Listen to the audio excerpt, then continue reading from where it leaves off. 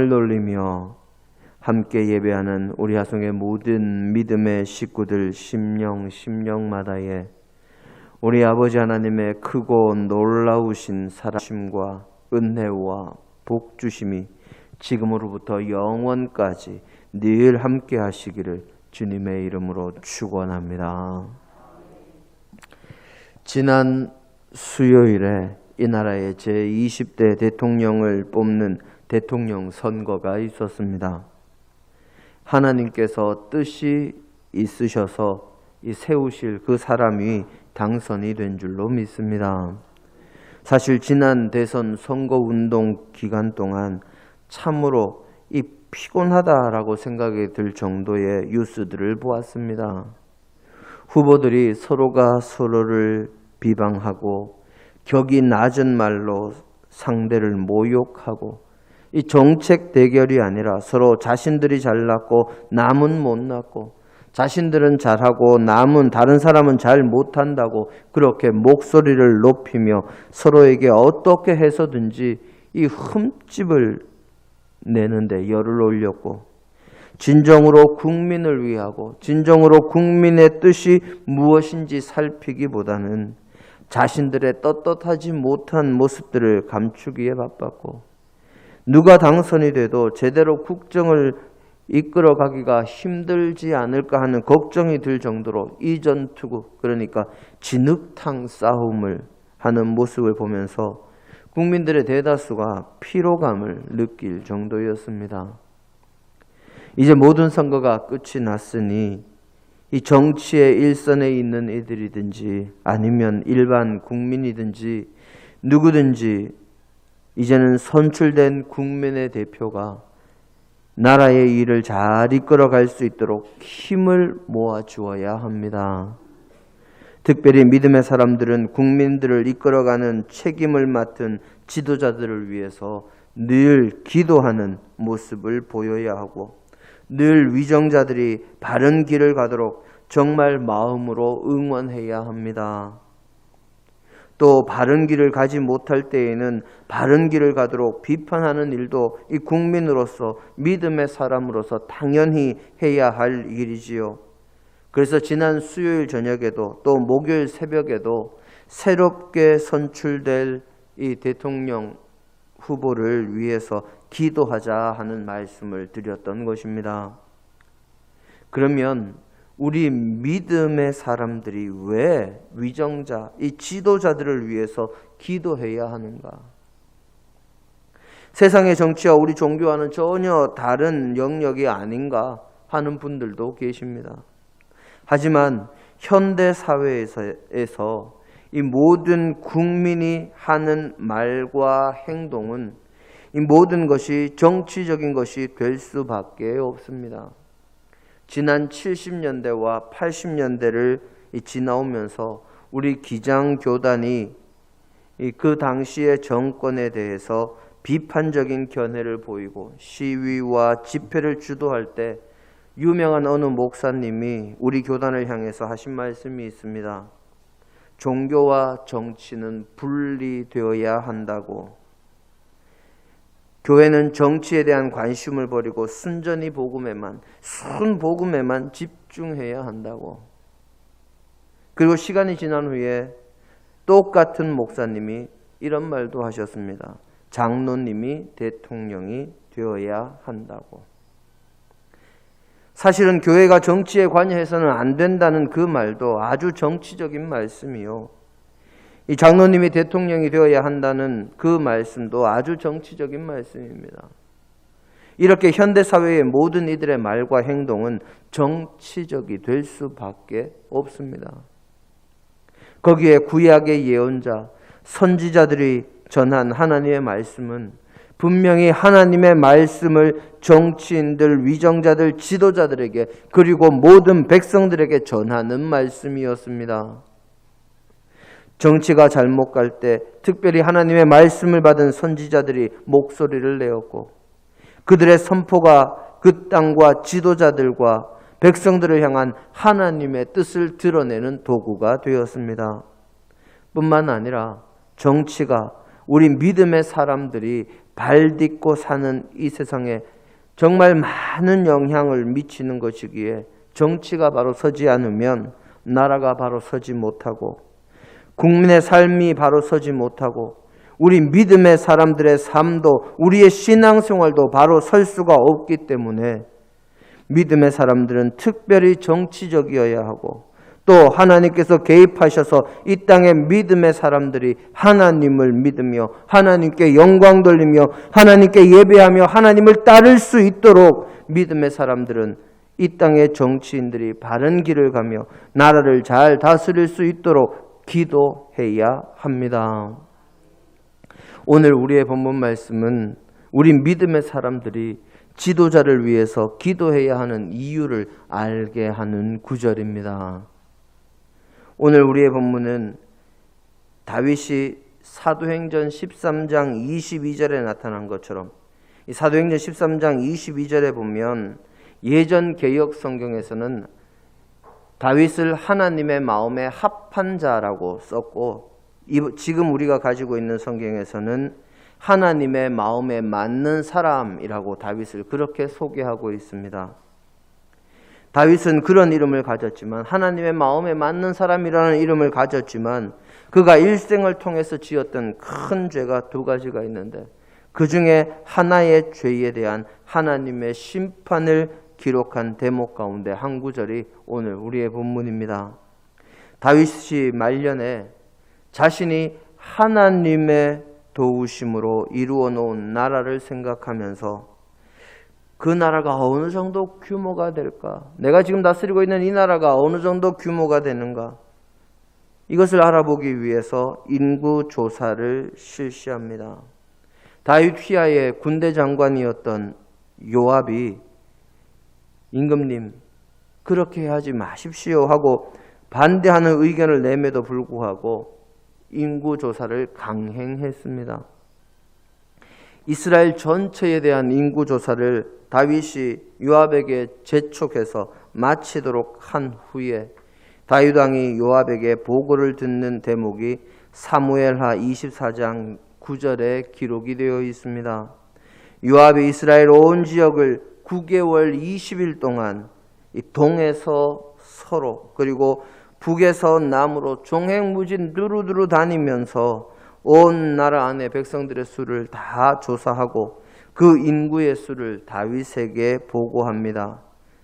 그 구절을 읽어보면 다윗 왕이 인구조사를 하라고 한 목적이 그대로 드러납니다. 우리 사무엘하 24장 말씀을 보겠습니다. 사무엘하 24장 9절의 말씀입니다. 함께 한 목소리로 봉독하십니다. 요압이 백성의 수를 왕께 보고하니 곧 이스라엘에서 칼을 빼는 담대한 자가 80만 명이요 유다 사람이 50만 명이었더라. 아멘. 사실 일반적으로 왕이라면 위정자라면 나라 안의 인구를 정확하게 알아야 그들을 위한 정책을 정확하고 바르고 공평하게 펼 수 있기 때문에 사실 인구조사는 어찌 보면 꼭 필요한 일일 수도 있습니다. 그런데 다윗의 인구조사의 목적은 그런 것이 아니었습니다. 이 사무엘하 24장 9절 말씀에 보면 인구조사를 마친 요압이 다윗에게 보고하기를 뭐라고 보고되어 있습니까? 이스라엘에서 칼을 빼는 담대한 자가 80만 명이요 유다 사람이 50만 명이었더라. 그렇게 보고합니다. 이 말은 정확한 인구조사가 필요했던 것이 아니라 이스라엘 나라에 군대로 징집할 사람의 수가 얼마인지 그것을 알고 싶었던 것입니다. 유사시에 이스라엘의 군대가 될 사람의 수, 자기가 동원할 수 있는 군대의 숫자가 얼마나 되는가, 또 자신의 통치 기반이요 자신의 지지 기반인 유다 지파의 군사력은 얼마나 되는가, 이런 것들을 알아보기 위해서 인구조사를 실시했음이 드러나는 대목이 바로 이 24장 9절의 말씀입니다. 성경은 이스라엘의 위정자들에게 엄히 경고하고 있지요. 하나님의 백성의 수는 그 누구도 능히 셀 수 없을 것이다. 아브라함 때부터입니다. 내 자손의 수가 바닷가의 모래알처럼 하늘의 별처럼 많아지게 할 것이다. 그 누구도 능히 셀 수 없으리라. 분명히 그렇게 기록하고 있습니다. 거기에 이어서 위정자는 군대의 수를 의지할 것이 아니라 무엇을 의지해야 합니까? 만군의 하나님 여호와를 의지해야 한다고 성경은 분명히 그렇게 기록하고 있습니다. 하지만 다윗은 무엇을 지금 의지합니까? 군대의 숫자를 의지하는 모습을 보인 것입니다. 이 일로 인해서 하나님께서 다윗에게 징계를 내리시기로 작정하시고 다윗이 사울을 피해서 광야에서 이리저리 도망 다닐 때부터 다윗에게 하나님의 말씀을 전하던 선지자 갓을 통해서 말씀하신 내용이 오늘 우리의 본문입니다. 선지자 갓이 하나님의 말씀을 듣고 이스라엘 왕 다윗에게 와서 묻습니다. 다윗 왕의 죄로 인해서 이스라엘의 7년의 기근과 왕이 석 달 동안 왕의 원수를 피해서 도망 다니는 것과 또 이 땅에 사흘간의 전염병이 있는 것 가운데 그것 가운데 하나의 징계를 내릴 것이니 선택하라고 이야기합니다. 그때 다윗의 대답이 이렇습니다. 하나님은 긍휼이 무한하시니 자신은 사람의 손에 빠지기를 원하지 아니하고 하나님의 손에 빠지기를 원하노라. 자신이 석 달 동안 자신을 대적하는 그 원수, 대적자의 손길을 피해서 도망 다니는 그 고달픔보다 기근이나 전염병을 원하는 것입니다. 이 선택도 가만히 보면 하나님의 말씀에 순종하는 듯하고 온전히 하나님께 모든 것을 맡기는 듯하지만 정작 잘못한 자신이 고난을 받는 것은 쏙 빼고 잘못하지도 않은 백성들까지 어려움을 겪을 내가 하나님의 손에 빠지기를 원합니다. 그렇게 고백하고 있습니다. 회개하는 듯하지만 정작 자신은 어려움을 당할 생각조차 없지요. 하나님께서 그의 말을 들으시고 이스라엘 땅에 전염병을 내리시는데 그때 죽은 사람의 수가 7만 명이라 그렇게 기록합니다. 성경에서 사람의 수는 어떻게 셉니까? 우리 성도님들 이미 잘 알고 계시는 것처럼 늘 장정의 수만 들어갑니다. 그 장정도 20세부터 50세까지. 여기도 사람 숫자 세면 몇 명 안 나옵니다. 딱 그렇게 숫자를 세는데 그 사람들이 장정이 7만 명이 죽었답니다.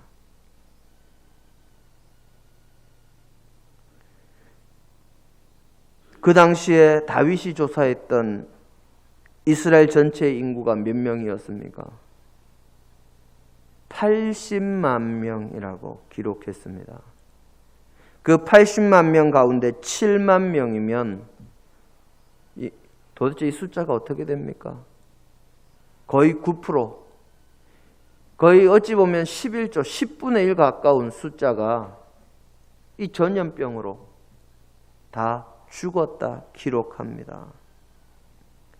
지금 우리가 코로나19 감염으로 정말 큰 어려움을 겪고 있는 실정인데 2020년도에 이 첫 감염자 발생 시점부터 지금까지 전체 감염자가 어제 보니까 600만 명이 조금 넘더라고요. 그리고 사망자는 10,000명 조금 넘는 그 정도 수준이었습니다. 지금 이렇게 우리의 삶에 크게 영향을 주는 코로나19 이 팬데믹의 상황에 감염자의 수가 우리 인구의 10%를 조금 넘는 겁니다. 그것도 몇 년 동안 걸쳐서. 그리고 사망자는 겨우 겨우라고 하면 안 되죠. 사망자는 10,000명 정도니까 5,000분의 1 정도 됩니다. 그런 수준인데 사망자가 인구의 10%에 육박한다 하는 것은 참으로 큰 사건이요, 비참하고 놀라운 사건입니다. 지도자 한 사람의 잘못으로 인해서 나라가 이렇게 큰 어려움을 겪게 된 것이지요. 아무런 잘못도 없이. 이스라엘 역사에 있어서 가장 선한 왕, 하나님의 은혜와 도우심을 가장 많이 입은 왕이 다윗 왕입니다. 그런데 다윗도 범죄함으로 온 이스라엘의 어려움을 초래했습니다. 그러면 다른 왕들은 어땠을까요? 이스라엘 역사상 가장 악한 왕은 우리 성도님들 누구라고 이야기하시겠습니까? 아마 대부분의 성도님들이 아합 왕을, 이스라엘 왕들 가운데 악한 왕의 대표주자로 아합 왕을 첫 손가락에 아마 꼽으시리라고 생각을 합니다. 이 아합 왕은 자신의 아내 이세벨의 충동으로 우상을 섬기면서 아주 숱한 잘못을 저지릅니다. 그로 인해서 하나님의 징계도 많이 받았습니다. 그가 우상을 섬기며 악한 일을 행하니 이스라엘 전체가 왕을 따라서 우상을 섬기고 악을 행함으로 하나님께서 이스라엘 백성들과 아합 왕에게 바른 길로 그들을 인도하시기 위해서 징계를 내리셨습니다. 그 가운데 가장 유명한 징계가 바로 3년 6개월 동안 하늘에서 비도 한 방울 내리지 않고 이 땅에 이슬도 한 방울 맺히지 않게 하신 것입니다. 하나님께서 우상을 섬기는 이스라엘과 아합 왕을 징계하시기 위해서 엘리야 선지자를 통하여 비도 이슬도 이스라엘에 없으리라 선포하시자 하늘에서 비가 내리지 않는 것뿐만 아니라 아침에 땅에 이슬도 맺히지 않는 그런 일들이 일어납니다. 비도 이슬도 없으니 땅이 메마르고 도저히 식물이 살아갈 수 없는 상황이 됩니다.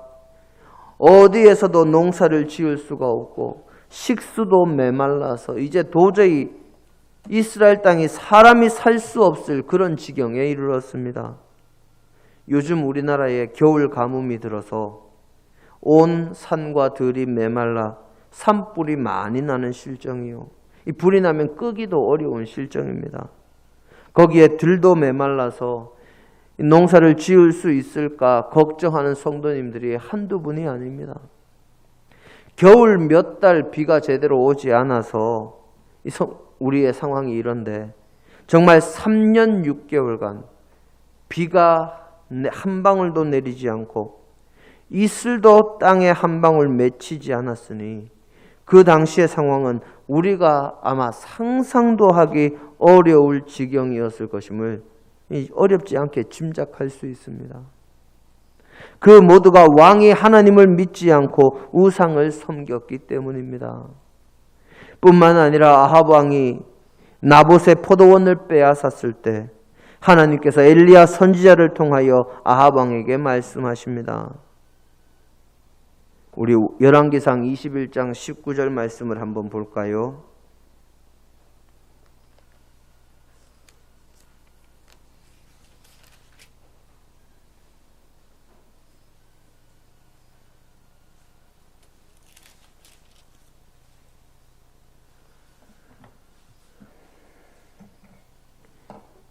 열왕기상 21장 19절입니다.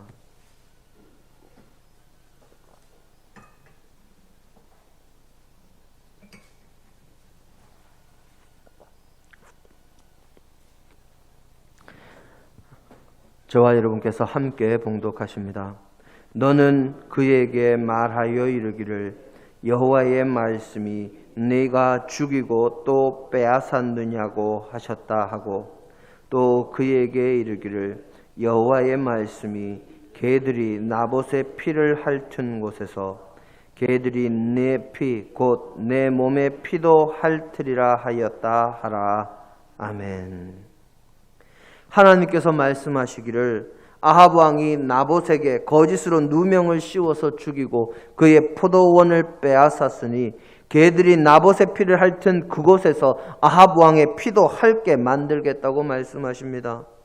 하나님의 말씀이 전해지고 3년이 지난 이후에 이 말씀이 그대로 이루어집니다. 아람과 이스라엘 사이에 이 전쟁이 일어나려는 시점에 아합 왕이 유다의 여호사밧 왕을 청해서 같이 전쟁을 하자고 할 때 진정한 하나님의 선지자였던 미가야 외에는 그 자리에 있던 모든 선지자가 북이스라엘의 아합 왕이 남유다의 여호사밧 왕과 연합군을 이루어서 군대를 이끌고 길랏 라못으로 올라가기만 하면 아람 군대를 능히 물리치고 승리하며 그 성읍을 빼앗으리라고 그렇게 예언합니다. 오직 미가야만이 전쟁에서 패할 것이라고 예언하지만 거짓 선지자 시드기야에게 뺨을 맞고 모욕을 당하고 결국 감옥에 갇히는 신세가 됩니다. 하지만 미가야가 전한 하나님의 말씀 그대로 아합 왕은 전투 가운데 갑옷 솔기의 화살을 맞아서 죽게 됩니다. 갑옷 솔기, 갑옷과 갑옷을 이어 붙인 그 이음 틈새입니다. 그 갑옷 그 넓은 부위 중에 그 좁은 틈새, 일부러 맞히려고 해도 맞힐 수 없는 그런 갑옷의 틈새에 화살이 들어와서 그 화살을 맞고 아합 왕이 죽게 되지요. 결국 엘리야 선지자가 말한 대로 그의 피가 나봇이 죽어서 피 흘렸던 그곳에 이 병거가 가서 그 피가 흐르게 되고 개들이 와서 그 피를 핥는 일이 일어납니다. 지도자의 잘못으로 그 잘못을 벌하는 일에 온 나라가 3년 6개월의 기근을 당하고 또 온 나라가 전쟁에 휘말리고 그 전쟁에서 패하는 일이 일어난 것입니다. 전쟁이라는 것이 말이 전쟁이지 한번 일어났다 하면 얼마나 수많은 이들의 목숨을 빼앗고 얼마나 비참한 지경을 만들어냅니까? 요즘 러시아와 우크라이나의 전쟁도 지도자 한 사람의 욕심과 잘못된 판단이 큰 비극을 가져온 것이요. 지금 전 세계가 그로 인해서 어려움을 겪고 있습니다. 혹시 주유소의 기름 가격 보셨습니까? 제가 이제까지 오래 살지도 않았습니다만 지금까지 살면서 휘발유값 그리고 경유값이 그렇게 가격이 높이 오르는 건 생전 처음 봤습니다. 이것도 전쟁 때문이지요. 우리 성도님들께서 이 기도하실 때 오늘도 우리 이 권사님이 그러셨습니다만은 기도하실 때 부족한 저를 위해서도 많이 기도해 주십니다. 우리 믿음의 사람들은 세상의 위정자, 세상의 지도자들을 위해서도 기도해야 하지만 믿음의 지도자인 목회자를 위해서도 기도를 잊어서는 안 됩니다. 우리는 이스라엘의 가장 마지막 사사요 제일 첫 번째 선지자였던 사무엘을 잘 알고 있습니다. 사무엘은 에브라임 산지에 살고 있었지만 족보를 살펴보면 레위 자손이요 제사장 가문의 사람은 아니었습니다.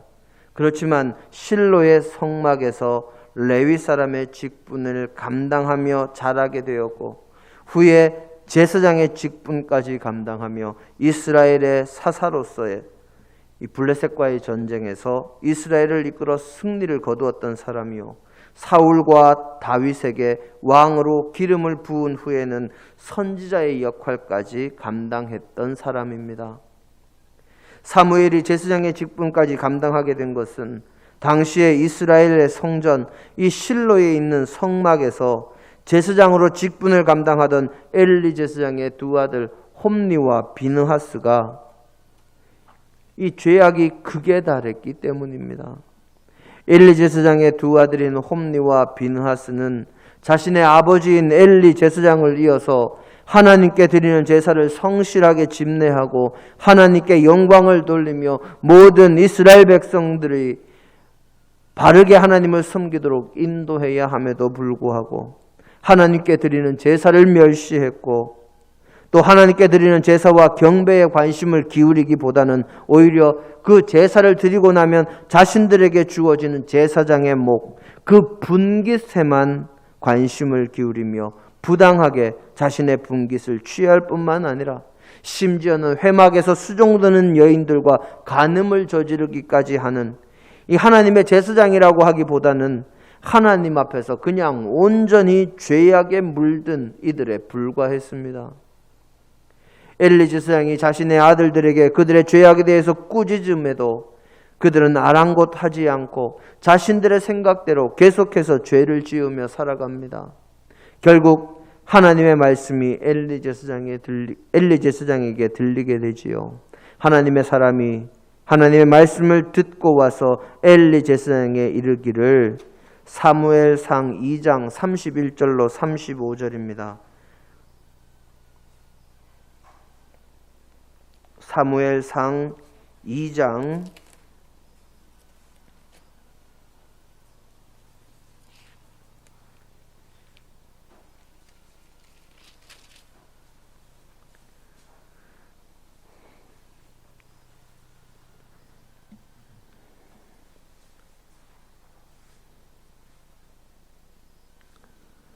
31절로 35절의 말씀인데 우선 31절만 한번 보겠습니다. 보라, 내가 내 팔과 내 조상의 집 팔을 끊어 내 집에 노인이 하나도 없게 하는 날이 이를지라. 아멘. 이 뒤로도 계속해서 이제 저주하는 내용이 나옵니다. 하나님의 말씀이 이루어지는 일이 얼마 지나지 않아서 실제로 일어납니다. 이스라엘과 이스라엘의 숙적 블레셋 사이에 전쟁이 일어났습니다. 전쟁 가운데 이스라엘 사람들이 패함에 이스라엘 백성들이 하나님의 언약궤를 자신들의 진영에 가져오면 하나님께서 자신들과 함께 하셔서 승리하게 하실 것이라 생각하고는 엘리 제사장의 두 아들 홈리와 비느하스에게 언약궤를 메고 이스라엘 진영으로 들어오게 합니다.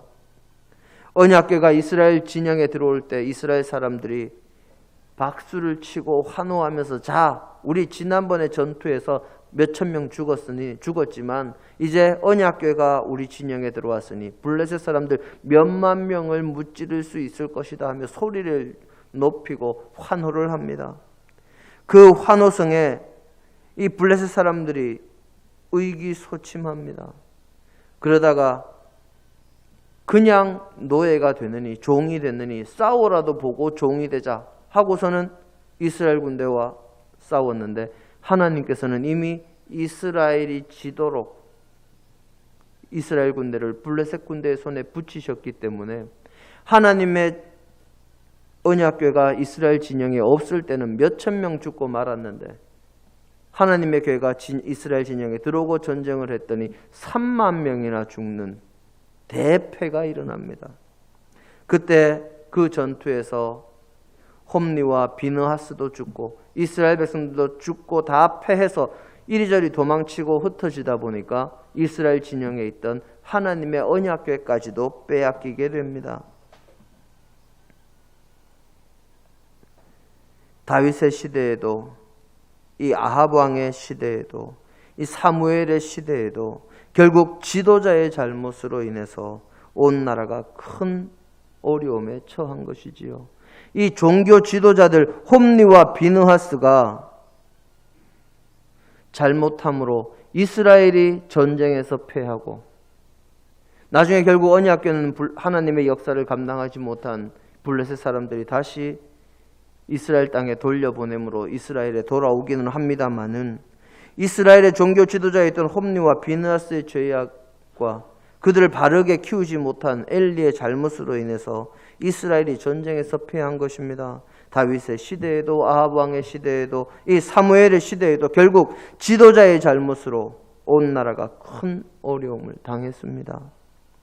다윗 왕의 잘못된 마음으로 인해서 이스라엘의 인구 가운데 거의 10분의 1이 죽는 전염병이 이스라엘에 내렸고 아합 왕의 탐욕으로 인해서 이스라엘이 전쟁을 일으키고 패하는 결과가 나왔고 종교 지도자인 엘리 제사장과 그 두 아들의 홈리와 비느하스의 죄악으로 인해서 블레셋과의 전투에서 3만의 장정이 죽는 역사가 일어났습니다.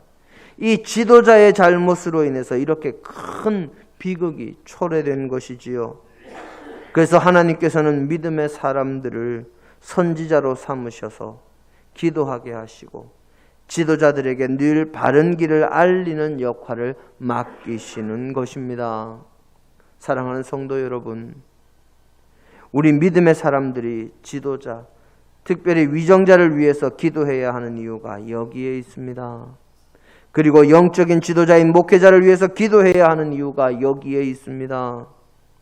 우리의 세상에서의 삶과 우리의 영적인 삶이 늘 평안하고 은혜 가운데 거하도록 언제나 국가의 지도자들을 위해서 기도하며 우리의 신앙의 지도자를 위해서 기도함으로 하나님께서 역사하셔서 지도자들이 바른 길을 가도록 하는 믿음의 백성이 되므로 세상에서의 삶도 영적인 삶도 늘 평안한 믿음의 백성들이 다 되시기를 주님의 이름으로 축원합니다. 함께 기도하십니다. 아버지 하나님, 지도자로 세워진 이들을 주께서 기억하시고 그들을 붙들어 주옵소서. 그들이 잘못된 길을 가지 않도록 그들의 발걸음을, 그들의 생각을, 그들의 마음을, 그들의 말을 붙들어 주시고 바른 길을 가며 진정으로 자신이 섬기는 모든 이들을 위해 온전히 봉사할 수 있는 지도자들이 되도록 인도하여 주옵소서. 예수님 이름으로 기도드립니다. 아멘.